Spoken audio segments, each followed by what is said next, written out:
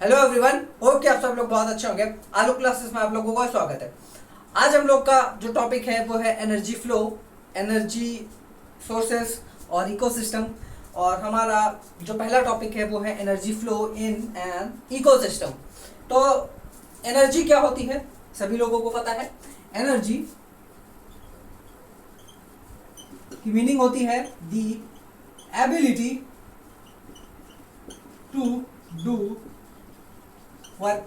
ठीक भैया, एनर्जी यही होती है कि हम काम कर पा रहे हैं कि नहीं पा रहे हैं। ठीक है, अगर काम कर पा रहे हैं तो यानी कि हमारे अंदर एनर्जी है। हमारे अंदर में एनर्जी नहीं होती तो हम काम नहीं कर पाते हैं। ठीक है, फिर उसके बाद में क्या होता है, एनर्जी भी दो प्रकार की होती है। कौन कौन सी होती हैं?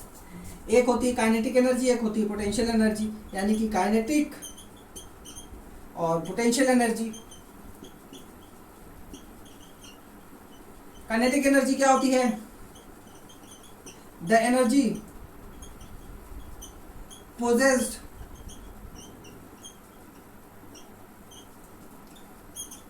by a body due to its motion। अगर बॉडी मोशन में है तो उसके पास में जो एनर्जी होगी उसको हम लोग बोलते हैं काइनेटिक एनर्जी। ठीक, और पोटेंशियल एनर्जी क्या होती है? Potential energy the energy possessed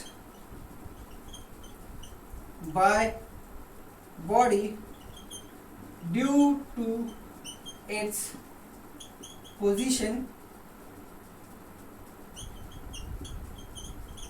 or configuration। यानी कि पोटेंशियल एनर्जी वो एनर्जी होती है जब कोई बॉडी रेस्ट पे होती है या फिर किसी अच्छी खासी पोजीशन पे रखी हुई होती है या ऊपर आसमान में कहीं रखी हुई होती है। आसमान में क्या, कहीं एक हाइट पे रखी हुई होती है। तो जो उसके अंदर में एनर्जी होती है वो क्या होती है? Potential energy. और ये एनर्जी हम फील नहीं कर सकते हैं। ये जो एनर्जी है पोटेंशियल एनर्जी, हम मेजर या कह सकते, मेजर तो कर सकते हैं लेकिन फील नहीं कर सकते हैं। ये हम बता नहीं सकते ऐसे कि हाँ भाई इसके अंदर में पोटेंशियल एनर्जी है नहीं है, कितनी होगी, कैसे नहीं होगी, क्या होगा क्या नहीं होगा, ये सारी चीजें होती हैं। ठीक है, जो कि हम लोग नहीं बयां कर सकते हैं पोटेंशियल एनर्जी के बारे में। ठीक है, अब पोटेंशियल एनर्जी, ठीक, अब यहाँ पे देखो ये काइनेटिक एनर्जी किस किस में होती है। देखो काइनेटिक एनर्जी यानी कि अगर मोशन में है तो, ठीक, अगर मोशन में कोई चीज है तो क्या होगा, जैसे कि आपकी हीट है, हीट एनर्जी काइनेटिक एनर्जी हो गई आपकी। ठीक है, फिर उसके बाद में आपकी साउंड एनर्जी है ना, साउंड एनर्जी, ये भी क्या है आपकी काइनेटिक एनर्जी होती है एक तरह से। ठीक है, पोटेंशियल एनर्जी में क्या क्या है आपका, लाइट एनर्जी हो गई। ठीक, नहीं लाइट एनर्जी नहीं होती है। ठीक है, यहाँ पे केमिकल एनर्जी हो गई, मैग्नेटिक एनर्जी हो गई, न्यूक्लियर एनर्जी हो गई। ठीक है, और इसमें एक का आप और लिख सकते हो, इलेक्ट्रिकल एनर्जी हो जाएगी। तो ये सारी एनर्जीज जो होती हैं वो क्या होती हैं? पोटेंशियल एनर्जी और काइनेटिक एनर्जी में अलग अलग हिस्से में देखो बटी हुई है ना। हम ऐसे पहचान सकते हैं कि हाँ, वैसे तो नॉर्मली हम ऐसे भी पहचान सकते हैं कि अगर कोई बॉडी मूव कर रही है तो उसके अंदर में ऑब्वियस सी बात है काइनेटिक एनर्जी होगी। तो जो एनर्जी वो रेडिएट कर रहा होगा या जो भी एनर्जी वो पोजेस करके रखा होगा हम उसको क्या बोल सकते हैं? Kinetic energy. सीधा सीधा बोल सकते हैं, चाहे वो हीट एनर्जी हो या साउंड एनर्जी हो, इलेक्ट्रिकल एनर्जी हो, कोई भी एनर्जी हो। ठीक है, बहुत सारी अलग अलग एनर्जीज आती हैं। इसके बारे में हम लोग आगे पढ़ेंगे, है ना, जिससे हमें पता चलेगा कि हमारे आसपास में कितनी एनर्जीज है, हम कैसे क्या कर सकते हैं। ठीक है, उसके बाद में ये एनर्जी है, एनर्जी में एक लॉ भी बनता है जिसको हम लोग बोलते हैं लॉ ऑफ कंजर्वेशन बोलते हैं। क्या बोलते हैं? Law of conservation of energy. ये सभी लोगों को पता होगा क्या है? Energy can not be created, can not be destroyed, it can be only transform to other energy, है ना। यानी कि एक एनर्जी है उसको हम ना तो मिटा सकते हैं ना ही बना सकते हैं, बस हम क्या कर सकते हैं, उसको एक फॉर्म से दूसरे फॉर्म में क्या कर सकते हैं, बदल सकते हैं, कन्वर्ट कर सकते हैं, बस और कुछ नहीं। जैसे कि हमारे पास में सोलर एनर्जी है, सोलर एनर्जी से हम क्या करते हैं, हीट एनर्जी प्रोड्यूस कर सकते हैं, या सोलर एनर्जी से इलेक्ट्रिकल एनर्जी प्रोड्यूस कर सकते हैं, वाटर एनर्जी से यानी कि हाइड्रो एनर्जी से हम क्या कर सकते हैं, इलेक्ट्रिसिटी पैदा कर सकते हैं, विंड एनर्जी से हम इलेक्ट्रिसिटी पैदा कर सकते हैं। तो ये देखो विंड एनर्जी है। अब एक तरह की एनर्जी है, अलग है विंड, अलग। अब भाई हवा चल रही है, अब उससे हमने क्या बना दिया, इलेक्ट्रिकल एनर्जी बना दी। तो ये क्या होता है आपका law of conservation of energy. ठीक है, ये सारी चीजें आप लोगों को पहले से भी पता है। फिर उसके बाद में क्या होता है, इकोसिस्टम। अब ये इकोसिस्टम क्या होता है, इकोसिस्टम एक यूनिट होती है, a unit composed of biotic and abiotic component. ठीक है, अब ये जो इकोसिस्टम होता है, एक कह सकते हैं कि यूनिट है जिसकी जो कि बायोटिक और अबायोटिक कंपोनेंट से बनी हुई होती है। बायोटिक और अबायोटिक कंपोनेंट ये दोनों मिल करके क्या बनाते हैं, एक इकोसिस्टम बनाते हैं। और ये अबायोटिक और बायोटिक क्या होता है, बायोटिक में आपका आ जाता है जैसे कि एनिमल्स हो गए, लिविंग बीइंग्स हो गए, माइक्रो ऑर्गेनिजम्स हो गए। और अबायोटिक कंपोनेंट्स क्या होते हैं, अबायोटिक कंपोनेंट्स जैसे टेम्परेचर हो गया, लाइट हो गई, सॉइल हो गया, वाटर हो गया, रेन हो गया, एयर हो गया, ये सारी चीजें होती हैं अबायोटिक कंपोनेंट में, क्योंकि हमारे आसपास में यही सारी चीजें मिलती हैं, है ना। नॉन लिविंग थिंग्स में कह सकते हो और लिविंग थिंग्स में, ये सब मिला करके क्या बनाते हैं, एक इकोसिस्टम बनाते हैं। समझ गए, एक क्या बनाते हैं, इकोसिस्टम बनाते हैं। अब देखो यहाँ पे एनर्जी का फ्लो कैसे होता है। अब यहाँ पे एक जो एनर्जी का फ्लो होता है वो क्या होता है, एकदम लीनियर होता है। कैसा होता है, लीनियर होता है। वो कैसे होगा, मैं आप लोगों को एक चार्ट बना करके दिखाऊंगा तो उसमें आपको ज्यादा क्लियर होगा। ठीक है, वैसे तो मैं आपको एक आइडिया दे देता हूँ, रफ आइडिया दे देता हूँ। जैसे कि देखो होता क्या है, एनर्जी हमें सबसे ज्यादा कहाँ से मिलती है, सूरज से मिलती है। ठीक, तो वहां से एनर्जी निकल करके कहाँ पे जाती है सबसे ज्यादा, देखो ये हमारा सन है, सूरज चाचू है हमारे, है ना। हम लोग सब लोग बोलते हैं ना, सूरज चाचू सो गए, चंदा मामा जाग गए, गाया होगा आप लोगों ने, सभी लोगों ने। ठीक है, अब यहाँ पे क्या है, सूरज चाचू अपनी रेज दे रहे हैं, है ना, रेडिएट कर रहे हैं, एनर्जी अपनी दे रहे हैं, सोलर एनर्जी दे रहे हैं। तो हमारी ये जो अर्थ होती है, ठीक, ये हमारी अर्थ है। अब भाई सन इतना छोटा, अर्थ इतना बड़ा, सन बहुत ज्यादा दूर है। ठीक है, अर्थ हम थोड़ा सा माना आपको समझाने के लिए बता रहे हैं। ठीक है, तो यहाँ पे हमारी क्या है, सोलर एनर्जी हमको मिली। तो 50 to 60% जो होती है एनर्जी इसकी सोलर की, वो क्या होती है, एटमॉस्फेयर एब्जॉर्ब कर लेता है, एटमॉस्फेयर ही ले लेता है। ठीक है, 50 to 60% क्या हो जाती है आपकी, एटमॉस्फेयर ले लेता है, एटमॉस्फेयर एब्जॉर्ब कर लेता है। ठीक है, एब्जॉर्ब्स। फिर उसके बाद में क्या होता है, 20% जो होती है हमारे पास में क्या है, सी है और लैंड है। ये लैंड है हमारा और ये हमारा सी है। ठीक है,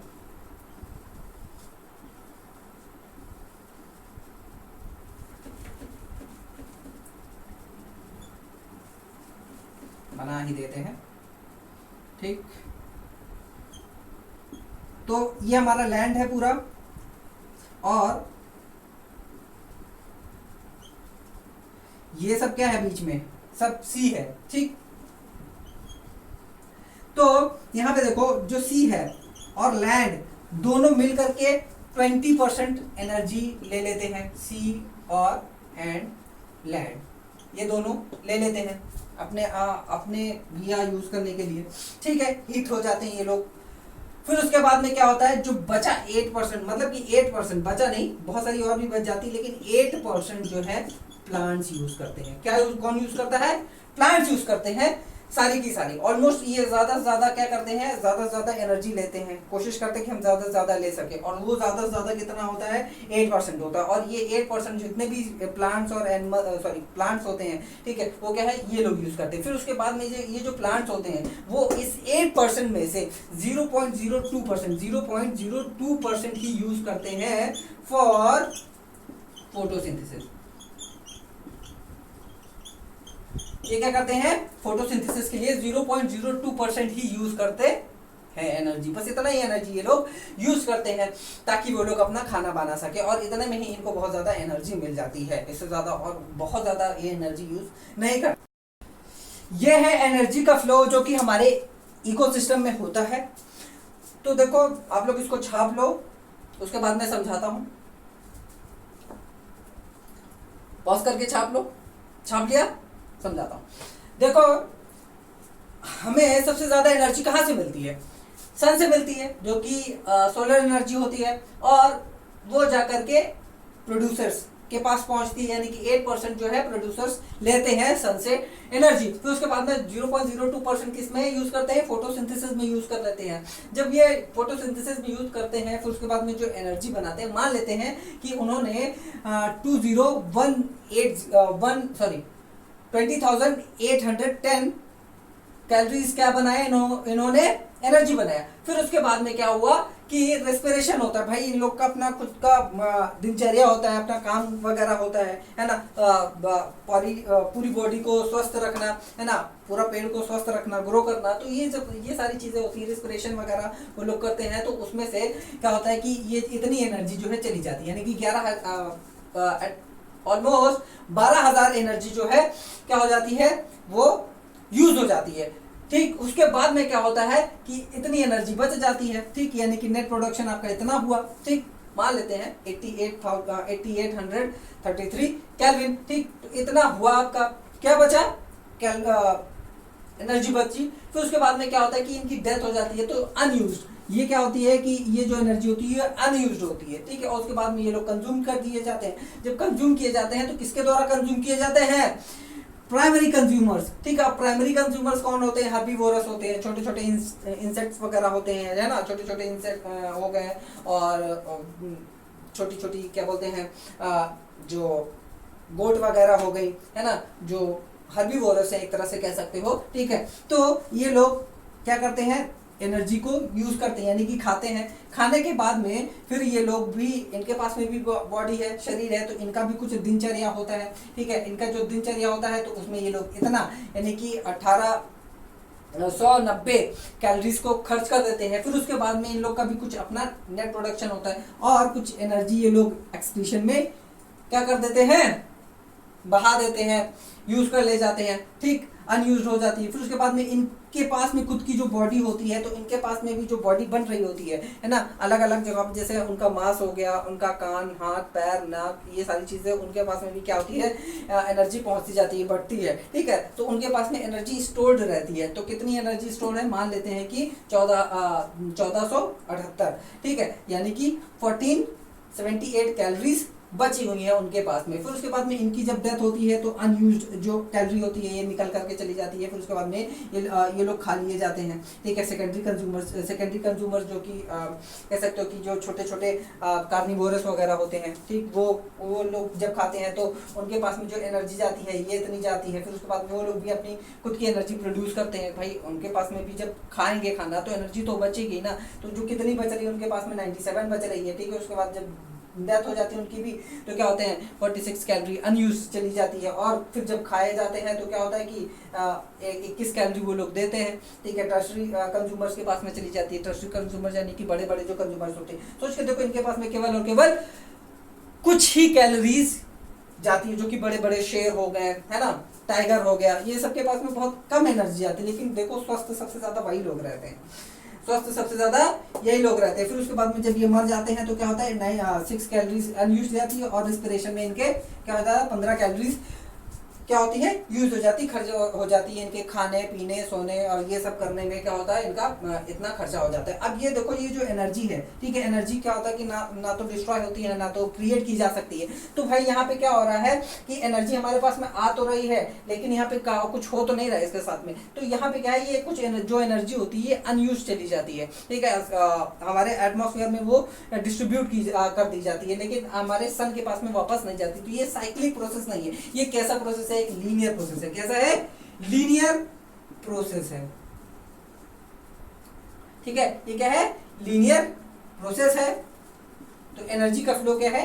लीनियर होता है। कहां पे? हमारे इकोसिस्टम में, ठीक। जैसे कि ये आपको दे रखा है। अब यहाँ पे क्या होता है, एक थर्मोडायनेमिक्स का लॉ भी लगता है। थर्मोडायनेमिक्स के दो लॉ होते हैं। पहला लॉ ये होता है कि कोई भी चीज या फिर कह सकते हो कि कोई भी एनर्जी क्या होता है कि उसको हम लोग ना तो क्रिएट कर सकते हैं ना डिस्ट्रॉय कर सकते हैं, बस उसको दूसरे एक फॉर्म से दूसरे फॉर्म में कन्वर्ट कर सकते हैं या एक जगह से दूसरी जगह पे दिया जा सकता है। जैसे कि यहाँ पे हो रहा है, पहले इसको इसके पास में एनर्जी थी, फिर ये गया, ये इसका खात्मा हुआ तो फिर इसके पास में पहुंचा, फिर इसका खात्मा हुआ तो इसके पास पहुंचा, इसके पास में खात्मा हुआ तो इसके पास में पहुंचा। समझ गए? तो ये क्या हुआ, बस क्या हुई, चेंज हुई, ट्रांसफॉर्म हुई, एक जगह से दूसरी जगह हमने दिया। तो दूसरा लॉ भी यही है कि भैया हम एनर्जीज को बदल सकते हैं, दूसरी चीज में कन्वर्ट कर सकते हैं, ठीक है, बस। और उससे ज्यादा कुछ नहीं कर सकते हैं एनर्जी का।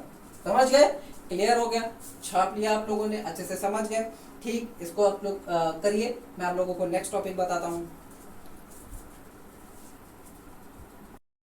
हमारा नेक्स्ट टॉपिक है एनर्जी सोर्सेज। एनर्जी सोर्सेज भी दो प्रकार की होती हैं, renewable energy sources and non renewable energy sources, ठीक है। पहला है रिन्यूएबल और दूसरा है नॉन रिन्यूएबल एनर्जी सोर्सेज।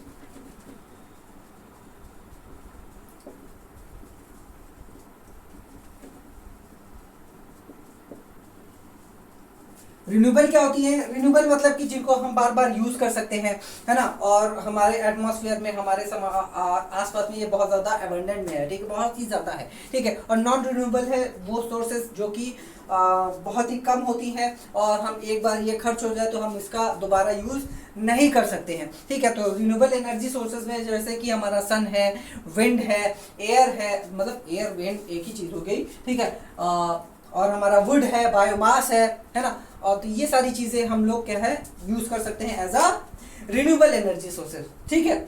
और रिन्यूएबल एनर्जी सोर्सेज में देखो कुछ चीजें और भी आ जाती हैं रिन्यूएबल में, जैसे कि पहला हमारा सन हो गया, विंड हो गया। अब ये जो सन है, ये जो सॉरी विंड है, ये भी सोलर एनर्जी से ही आती है, ठीक है। अब ये कैसे आती है भैया? सोलर एनर्जी तो हमें हीट देता है, लाइट देता है, एनर्जी विंड कहाँ से देता है? विंड भी देता है, ठीक है।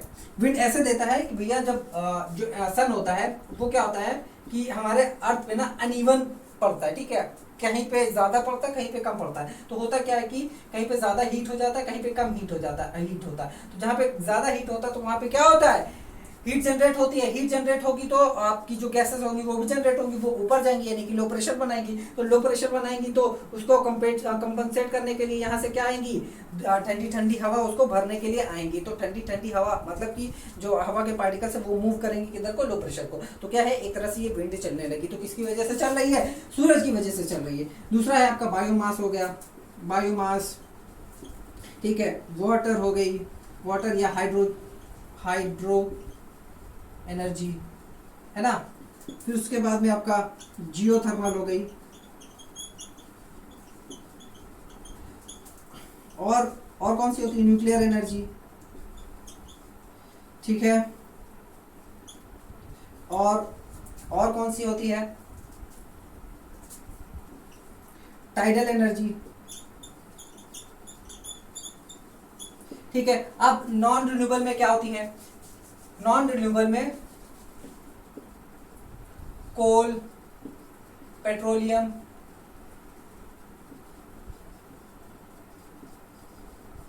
ठीक है, ये कुछ चीजें होती हैं जो कि हम लोग को कहाँ से मिलती है? नॉन रिन्यूएबल इससे, ठीक है। और हमारे इंडिया में सबसे ज्यादा जो एनर्जी प्रोड्यूस होती है वो यहाँ से होती है, यानी कि इलेक्ट्रिक एनर्जी हम लोग कहाँ से यूज करते हैं? मोस्टली यहाँ से यूज करते हैं, ठीक है। अभी हम लोग इस पे नहीं गए, बहुत ज्यादा इस पे नहीं गए। पहले इस पे सबसे ज्यादा इससे यूज होती है, फिर उसके बाद में हाइड्रो पावर प्लांट से यूज होती है, ठीक है। तो ये अलग अलग तरीके हैं जहाँ से हमें हाइड्रो इलेक्ट्रिसिटी या इलेक्ट्रिसिटी या एनर्जी हमें मिलती है, ठीक है। और ज्यादातर जो हम एनर्जी यूज करते हैं वो इलेक्ट्रिसिटी ही यूज करते हैं, इलेक्ट्रिक एनर्जी ही यूज करते हैं, समझ गए। ज्यादातर हम लोग यही यूज करते हैं। और जो अलग अलग जगहों पे छोटी छोटी चीजों को या करके बनाते हैं, या कह सकते हैं कि हमें मिल सकती है, तो बहुत ही ज्यादा उसका यूज होता नहीं उतना, समझ गए। तो ये जो अदर एनर्जीज हैं मोस्टली हम लोग क्या करते हैं? इलेक्ट्रिसिटी पैदा करने के लिए ही यूज करते हैं मोस्टली, ठीक है। तो आइए हम लोग वन बाय वन करके देखते हैं। तो सबसे पहले हम लोग देखते हैं बायोमास यानी कि बायोगैस। तो आप लोग वैसे तो इसको छापे नहीं, मैं आपको एक अच्छा खासा डायग्राम बना करके दिखाता हूं। ये है हमारा बायोगैस प्लांट, अच्छा सा प्यारा सा, ठीक है, प्यारा सा तो नहीं है लेकिन बना है, ठीक ठाक बना है।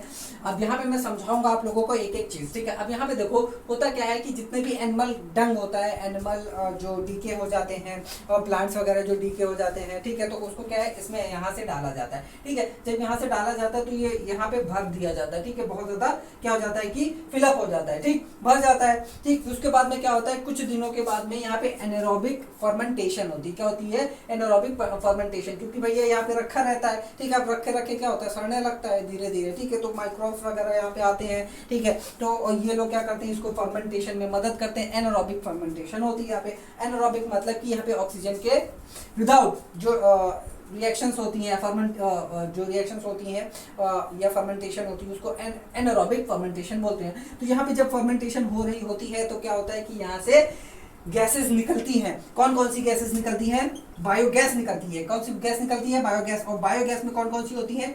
CH4 यानी कि मीथेन होती है। कौन सी होती है? मीथेन होती है, ठीक है। उसके बाद में H2S, ठीक है, हाइड्रोजन सल्फाइड कौन सी होती है? हाइड्रोजन सल्फाइड निकलती है, ठीक। CO2 निकलती है और H2 भी निकलती है, यानी कि हाइड्रोजन भी निकलती है। ये गैसेस मिल करके क्या बनाती है? क्या होती है?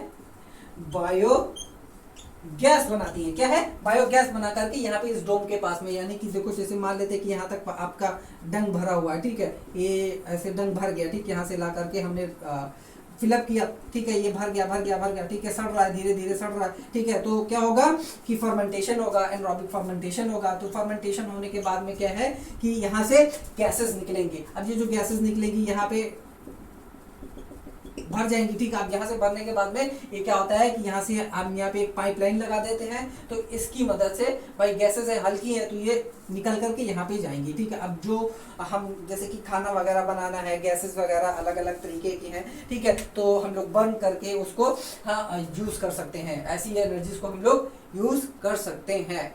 तो इस तरह से बायोगैस का क्या होता है? प्रोडक्शन होता है। समझ गए? अब इसका एडवांटेज देख लो। एडवांटेज क्या है कि ये पोल्यूशन फ्री होता है, कह सकते हैं कि पोल्यूशन नहीं करता है, पोल्यूशन रिड्यूस भी करता है एक तरह से कह सकते हो, और लो कॉस्ट टू प्रोड्यूस। अब भाई एनिमल डंग और काउ डंग और ये सारी चीज़ें कह सकते हैं कि हमें फ्री में ही मिलती हैं, कोई चीज़ें बहुत महंगी नहीं मिलती हैं। और जैसे कि बस इसका थोड़ा सा जो इंस्टॉलमेंट कॉस्ट है वो थोड़ा बहुत लगता है, बस वो भी ईटा ही तो खड़ा करना है यार, और ज्यादा तो कुछ करना नहीं है। समझ गए? फिर उसके बाद में क्या है इसका डिसएडवांटेज? सबसे बड़ा डिसएडवांटेज इसका ये है कि अब तक इसको डेवलप बहुत अच्छे तरीके से नहीं किया, एडवांस लेवल पे इसको ले करके नहीं गए, ठीक। वरना ये बहुत ही अच्छी और एफिशिएंट एनर्जी है, लेकिन इसको अभी तक कह सकते हैं कि बहुत ज़्यादा इसको प्रोड्यूस करने का हम लोगों ने तरीका ही नहीं निकाला है। बहुत ज़्यादा लेवल पे, छोटे मोटे लेवल पे ठीक है बन जाएगा, लेकिन एक बहुत बड़े लेवल पे अगर हम लोग इसको बनाना चाहें तो हम लोग नहीं बना सकते हैं, नहीं बना सकते हैं। इसकी टेक्नोलॉजी या टेक्निक उतना ज़्यादा बहुत ज़्यादा इस पर ध्यान ही नहीं देते, यूज़ ही नहीं कर सकते।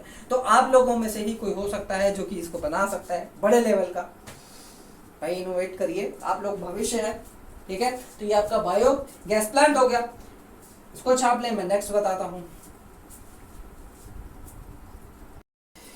Solar energy. देखो हमारे पास में जो भी एनर्जीज होती हैं, है ना, आसपास में जितनी भी एनर्जी है ऑलमोस्ट सन से ही आती है हमारे पास में। हम उसको यूज़ करते हैं डिफरेंट वेज में, और डिफरेंट तरीके हम लोग अप्लाई करते हैं, जिसकी वजह से हमें अलग अलग तरीके की एनर्जी मिलती है। समझ गया? तो देखो सोलर सेल कैसे बनता है, जैसे कि हम इलेक्ट्रिसिटी सोलर एनर्जी से हम लोग इलेक्ट्रिसिटी कैसे प्रोड्यूस करते हैं, यहाँ पे देखते हैं। देखो हम लोग क्या करते हैं, सोलर सेल लगाते हैं। ये देखो आपने ऐसा कुछ देखा होगा, ठीक, किसी की छत पे ऐसे दिखा होगा, या फिर आपकी स्कूल की छत पे ऐसा लगा होगा, है ना। तो ये सोलर सेल होता है, सोलर पैनल जिसको हम लोग बोलते हैं, बहुत ढेर सारे होते हैं, तो सोलर पैनल होते हैं। अब यहाँ पे क्या होता है, एक फोटोवोल्टिक सेल भी लगे होते हैं। क्या होते हैं? फोटोवोल्टिक सेल, फोटोवोल्टिक सेल होते हैं, ठीक। अब ये जो फोटोवोल्टिक सेल होता है वो क्या करता है, जैसे ही हमारे पास में यहाँ पे सूरज की रोशनी पड़ती है, सनलाइट यहाँ पे पड़ती है, तो क्या होता है ये जो सेल होते हैं, ठीक है, फोटोवोल्टिक सेल है, उसको तुरंत क्या है इलेक्ट्रिसिटी में कन्वर्ट कर देते हैं। किसमें कन्वर्ट कर देते हैं? इलेक्ट्रिसिटी में कन्वर्ट कर देते हैं। तो ये इलेक्ट्रिसिटी यहाँ जाती है और ये जो है हमारा स्टोरेज टैंकर, स्टोरेज, ठीक। अब ये स्टोरेज यानी कि बैटरी वगैरह है, ठीक, ये हमारी बैटरी हो गई। अब इसमें स्टोर हो गया, स्टोर होने के बाद में बैटरी है, भाई बैटरी में हमने यूज़ कर लिया, स्टोर कर लिया, तो उसके बाद में कहीं पे भी यूज़ कर सकते हैं, किसी भी इलेक्ट्रिक अप्लायंस में यूज़ कर सकते हैं इन्वर्टर की मदद से, समझ गए? ठीक है। तो ये क्या होता है, एक सेटअप होता है जिसकी वजह से हम लोग सोलर से यानी कि सन से इलेक्ट्रिसिटी पैदा कर सकते हैं। फिर उसके बाद में हम सन से खाना भी अपना पका सकते हैं। बस इसमें थोड़ा सा हमें क्या करना पड़ेगा, एडवांसमेंट करनी पड़ेगी बस। जैसे कि ये एक रिफ्लेक्टर है, ठीक है। अब यहाँ पे एक रिफ्लेक्टर है। अब ये जो रिफ्लेक्टर होता है काफ़ी कह सकते हैं कि एक तरह से थोड़ा सा प्लेन भी हो सकता है और कॉनकेव भी हम ले सकते हैं, ठीक है, ताकि जो है एक ही जगह पे जो लाइट पड़े, ठीक है, वो एक ही जगह पे पड़े, है ना। यहाँ से आने के बाद में रिफ्लेक्ट होने के बाद में एक ही जगह पड़े। तो ये जो हमारा कुकर होता है ये अंदर से ब्लैक बॉडी होती है, ठीक है, ब्लैक एकदम रंगा हुआ होता है, कलर किया होता है, क्योंकि जो ब्लैक होता है वो क्या होता है, हीट को बहुत अच्छे से एब्जॉर्ब करता है, ठीक है। अब यहाँ पे हम क्या कर सकते हैं, अच्छी खासी हीट जनरेट हो जाती है, तो हम खाना भी बना सकते हैं। खाना रख दिया, पक जाएगा, ठीक है। इससे हमें क्या होगा कि एलपीजी गैसेस का यूज़ करना नहीं पड़ेगा हमें, और इलेक्ट्रिसिटी का भी हम यूज़ नहीं कर सकते हैं यहाँ पे, ठीक है। ये फ्री में मतलब ऐसे ही बन जाएगा नेचुरली, ठीक है, इसकी वजह से मतलब सन की रेस से ही बन जाएगा, ठीक है। बस इसमें थोड़ा सा टाइम लगता है, क्या है, थोड़ा सा टाइम लगता है। लेकिन अब जो है सोलर सेल जो है, सोलर पावर प्लांट जो है हम लोग क्रिएट कर रहे हैं हमारे इंडिया में। गुजरात में देखो सबसे बड़ा अहमदाबाद में लगा हुआ है, ठीक है। सोलर सिटी कह सकते हो एक तरह से। सोलर प्लांट बहुत बड़ा लगा हुआ है। तो धीरे धीरे हम लोग भी एडवांस हो रहे हैं, ठीक है। और इतना ज़्यादा भी एडवांस नहीं हुए कि प्रॉपर इसी पे डिपेंड हो गए हैं। हम लोग अभी भी कोल पे डिपेंड हैं, ठीक है। हमारी जितनी भी एनर्जी है, इलेक्ट्रिसिटी है, वो क्या है, कोल से ही आती है, ठीक है। फिर उसके बाद में हमारी आती है जियोथर्मल एनर्जी। ये जियोथर्मल क्या होती है? जियोथर्मल क्या होता है कि जो हमारे अर्थ के, देखो ये अर्थ है ऐसे मान लेते हैं, ठीक है, हमारा लैंड है।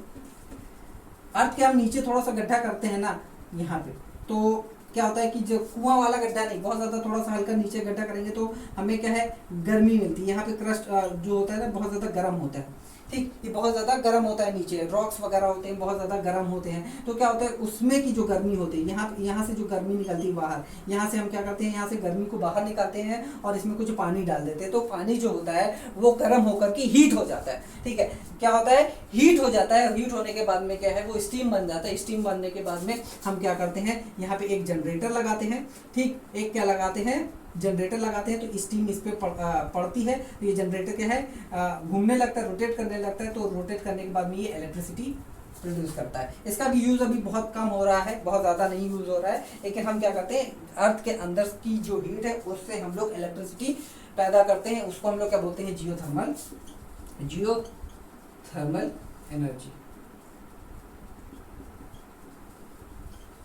ठीक है। टाइडल एनर्जी क्या होती है? टाइडल एनर्जी जो होती है आपकी समुद्र से हम लोग यूज करते हैं, ठीक, हम लोग समुद्र से यूज करते हैं। अब दिन में 2 बार टाइड होता है।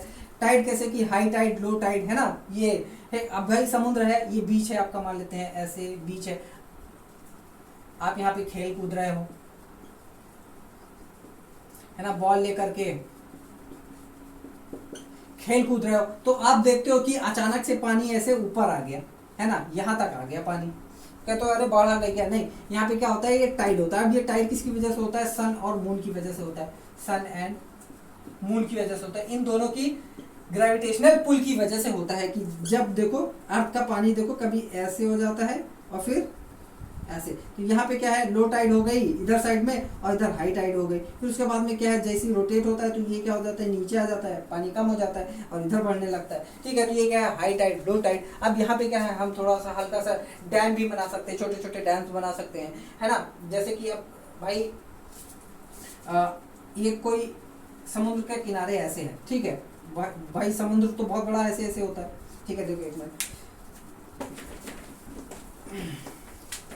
सी का किनारा देखो बहुत बड़ा बड़ा होता है ना, ऐसे ऐसे करके और ऐसे कुछ करके होता है। तो देखो यहाँ पे हमने कुछ, हमें गैप मिल गया है ना, ये बीच है मान लेते हैं यहाँ पे, और हल्का से यहाँ पे कुछ ऐसे मुड़ा हुआ है तो गैप मिल गया, तो क्या होता है कि यहाँ पे पानी ज़्यादा भर जाता है। तो हम क्या करते हैं, यहाँ पे एक डैम बना सकते हैं छोटा सा हल्का सा, है ना। तो अब जब डैम बनाएंगे यहाँ पे इलेक्ट्रिक जो हमारा जनरेटर है उसको यूज़ कर सकते हैं। जब हम उसको यूज़ करेंगे तो पानी आएगा, बढ़ेगा, फिर कम होगा, तो क्या है कि हम यहाँ पे पानी स्टोर भी कर सकते हैं, फिर उसको छोड़ देंगे और ले करके चले जाएंगे, मतलब छोड़ देंगे, कंटेन करके रखेंगे। तो क्या है कि इससे हम इलेक्ट्रिसिटी भी जनरेट कर सकते हैं। अब भाई पानी ऊपर नीचे हो रहा है, पानी का हमने क्या कहते हैं एक कंटेनर बना रखा है, तो डैम क्या होता है, अब भाई डैम देखो ये पानी हमारा जा रहा है, ठीक है, ऐसे, तो हमने ये बीच में ऐसे पानी रोक दिया, ठीक है, यहाँ पे, और ये पानी क्या आ गया, इकट्ठा हो गया। तो जब हम इसको छोड़ते हैं तो पानी की धार जो है बहुत ज़्यादा पड़ती है, किस पे, टरबाइंस पे, किस पे,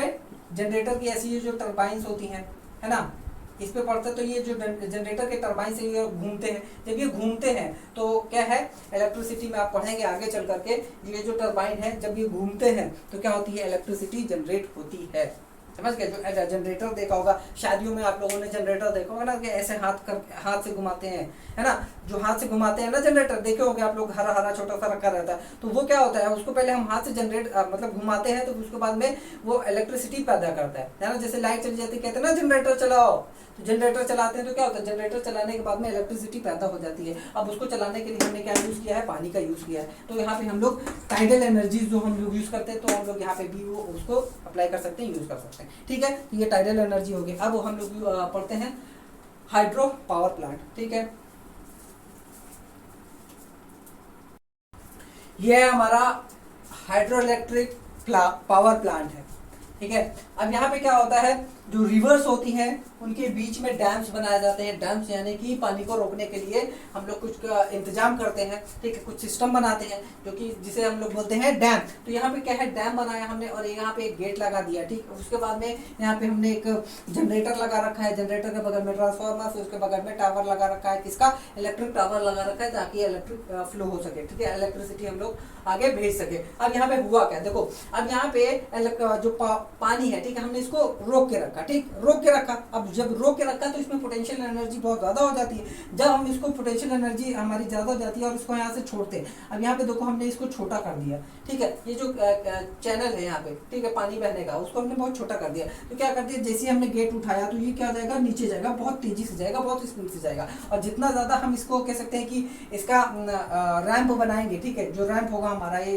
या कह सकते हैं कि इसका जो स्लोप होगा, हम जितना ज़्यादा बनाएंगे, जितना ज़्यादा स्लोप होगा उतना ही अच्छा कह सकते हैं कि हमें बहुत ज़्यादा इलेक्ट्रिक एनर्जी मिलेगी, क्योंकि यहाँ पे पानी बहुत ज़्यादा स्पीड में जाएगा, तेज जाएगा, इसकी एनर्जी बहुत ज़्यादा तेज होगी। तो ये जैसे ही नीचे जाएगा तो ये टरबाइन रखी हुई है, यहाँ पे टरबाइन पे ये टकराएगा, तो टरबाइन बहुत तेज़ी से क्या होगी, रोटेट करेगी। जब बहुत तेज़ी से रोटेट करेगी तो यहाँ पे जनरेटर है, जनरेटर बहुत बड़ा जनरेटर होता है, तो ये जनरेट क्या करता है, इलेक्ट्रिसिटी जनरेट करता है। अब ये जो जनरेटर होता है वो ट्रांसफार्मर के पास में जाता है, ट्रांसफार्मर क्या करता है, आगे जो है इलेक्ट्रिसिटी का जनरेशन, मतलब कि हमें हमारे तक पहुंचा देता है। तो ये क्या है, हाइड्रो इलेक्ट्रिक पावर प्लांट, इसमें वर्किंग ऐसी ही होती है। इसका एडवांटेज क्या होता है, एमिशन फ्री होता है, इसमें मतलब पोल्यूशन वगैरह कुछ नहीं होता है, ठीक है। फिर उसके बाद में रिलायबल होता है, रिलायबल मतलब कि इसको हम 24 घंटे यूज़ कर सकते हैं। जैसे सोलर एनर्जी है, ठीक है, अब जो सोलर सेल है, वो क्या है ना कि उसमें हम वेदर पे डिपेंड करते थे और साथ ही साथ में दिन का डिपेंड करते थे, यानी कि सूरज उगेगा तभी कुछ हो पाएगा, नहीं तो नहीं हम हो पाएगा कुछ, है ना, वरना एनर्जी हमें मिलेगी नहीं, इलेक्ट्रिसिटी में हमारी बनी नहीं पाएगी। लेकिन यहाँ पे क्या है, वेदर का कोई यहाँ पे टेंशन ही नहीं है, और यहाँ पे क्या है कि दिन और रात कुछ भी नहीं, ठीक है, क्योंकि भैया दिन और रात से कोई मतलब ही नहीं है। ये पानी है, पानी आएगा, बह रहा है, रिवर है, रिवर में बहता रहता है, तो उसी हिसाब से होता है, ठीक है। तो इसका एडवांटेज ये हो गया एक, और उसका एडवांटेज हो गया क्रिएट लेक्स। अब बड़े बड़े लेक्स बना देता है, तो लेक्स बनाता है तो टूरिस्ट अट्रैक्ट होते हैं, और टूरिस्ट अट्रैक्ट होते हैं तो भाई इनका ही पैसा, मतलब टैक्स वगैरह अगर लगा देते हैं तो पैसा आता है, समझ गए। ये भी होता है, वैसे फ्री में भी लोग बहुत, मतलब कि कई जगहों में फ्री में भी होता है, ठीक है। और एनॉर्मस एनर्जी प्रोडक्शन, बहुत ज़्यादा एनर्जी प्रोडक्शन बहुत ज़्यादा होता है, बहुत बड़े लेवल पे होता है, समझ गया। उसके बाद में क्या है हमारा disadvantage, impact on aquatic life. Aquatic life यहाँ पे गड़बड़ हो जाती है फिर, है ना, उनको जीने का कह सकते हैं कि परेशान कर देते हैं। भाई क्या कर दिया हमारे रास्ते में, हमारे घर में तुमने क्या रखा, बना रखा है, डैम बना रखा है, हमारे जाने के रास्ते में ही दिक्कत कर दिया तुम लोगों ने, है ना। फिर उसके बाद में क्या है, हायर इंस्टॉलमेंट कॉस्ट होती है, बहुत बड़ा बनता है, जब बहुत बड़ा बनता है तो कॉस्ट भी इसकी बहुत ज़्यादा होती है, समझ गए। इसको मेंटेन करना भी मतलब कि बारी बारी पे मेंटेन भी करना होता है, ठीक है। उसके बाद में ससेप्टेबल टू ड्रॉट। अब भाई ये पानी पे ही डिपेंड करता है ना, डैम जो है पानी पे डिपेंड करता है। अगर पानी कम रहा या फिर सूखा पड़ गया तब क्या होगा, डैम की तो गई, लग गई अच्छे से, है ना, तो भाई डैम तो खराब हो जाएगा, ठीक है। तो सूखे में ये काम नहीं कर पाएगा, ठीक। तो अब हम लोग देखते हैं विंड एनर्जी। देखो विंड एनर्जी से हम लोग क्या बना सकते हैं, इलेक्ट्रिसिटी बना सकते हैं। कैसे बनाते हैं आप लोगों को पता है, विंड मिल लगा करके, क्या है, विंड मिल लगा करके। और विंड किससे बनती है, कहीं ना कहीं हमारे सन से ही बनती है। आपने देखा होगा कुछ ऐसे,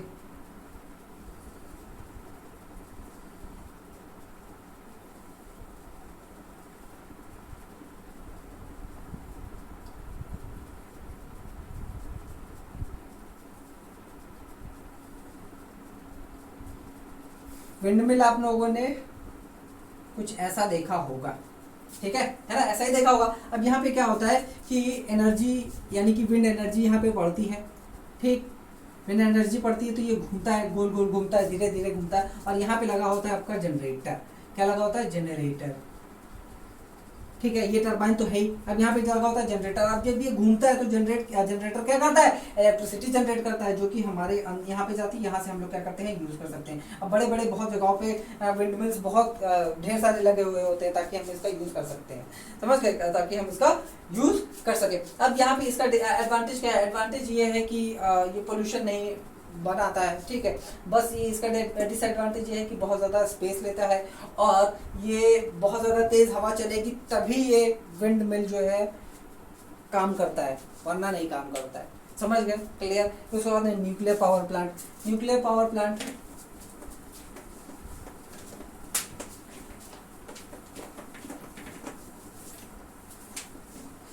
देखो, न्यूक्लियर में क्या होता है,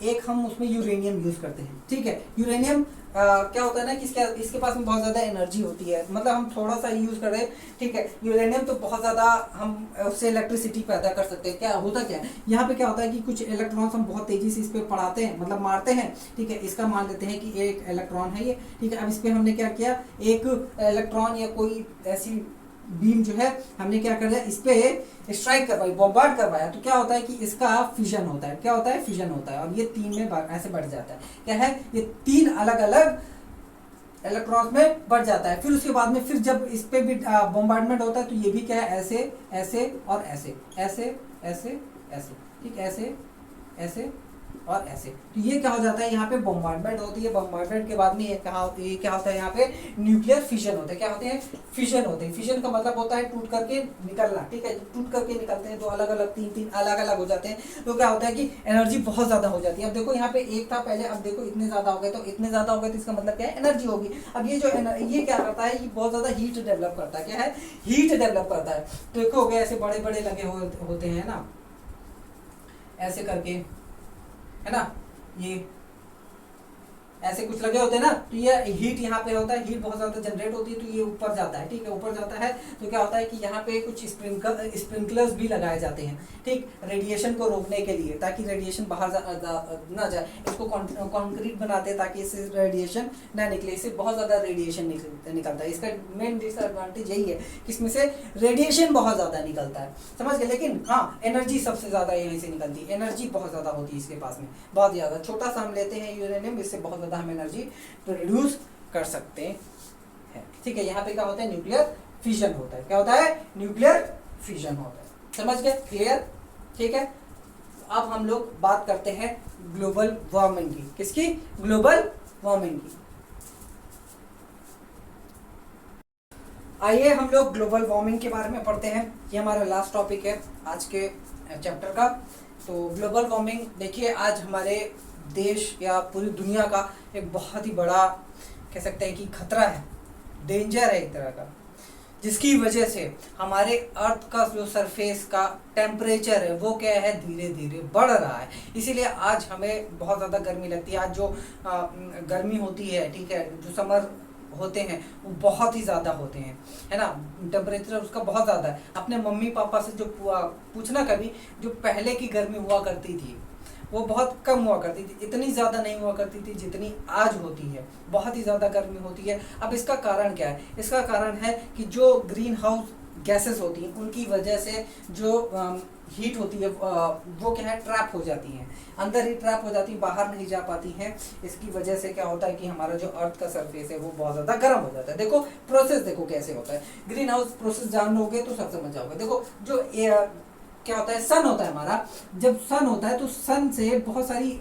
अल्ट्रा रेडिएशंस निकलती हैं। क्या होता है, रेडिएशंस निकलती हैं। तो क्या होता है, जैसे कि गामा रेडिएशन हो गया, गामा रेज हो गई, एक्स रेज हो गई, इंफ्रारेड लॉन्ग वेवलेंथ हो गई, ये सारी गैसेस होती हैं। विजिबल लाइट हो गई, है ना, रेडिएशन हो गया, इंफ्रारेड शॉर्ट वेवलेंथ हो गई, ठीक है। तो ये सारी चीजें कहाँ से आती हैं, हमारे सन से आती हैं। लेकिन जैसे कि ये gamma ray, X ray, infrared long wavelength, ये क्या होती है, हमारा जो एटमॉस्फेयर है वो क्या करता है, मतलब कि रिफ्लेक्ट कर देता है, ठीक है। ये जो दो रेज हैं क्या है, ये एटमॉस्फेयर एब्जॉर्ब कर लेता है ना, और बाकी ये जो इंफ्रारेड लॉन्ग वेवलेंथ है, ठीक है, इसको क्या करता है, रिफ्लेक्ट कर देता है, ठीक है। हमारा एटमॉस्फेयर इसको रिफ्लेक्ट कर देता है कि भैया तुम्हारी जरूरत नहीं है, तुम जाओ। इन लोगों को क्या करता है, ये एब्जॉर्ब कर लेता है, ठीक है, गामा रे, एक्स रे, इनको एब्जॉर्ब कर लेता है, ठीक है। तो जो हमारा फिर जो इंफ्रारेड शॉर्ट वेवलेंथ होती हैं ये हमारे अर्थ पे पड़ती हैं। जब ये हमारे अर्थ पे पड़ती है तो क्या होता है कि हीट हो जाती है हमारी अर्थ, है ना, हीट होती है, जाहिर सी बात है हीट होती है। तो जब हीट होती है तो उसके बाद में क्या होता है कि जो हमारा अर्थ है वो भी क्या करता है, इंफ्रारेड लॉन्ग वेवलेंथ की क्या निकालता है, रेडिएशंस निकालता है। कैसी रेडिएशन निकालता है, इंफ्रारेड लॉन्ग वेवलेंथ की रेडिएशन निकालता है। जब ये रेडिएशन निकालता है तो क्या होता है कि जब ये एटमॉस्फेयर यहाँ पे हमारे जाता है तो ये टकरा करके वापस आ जाता है।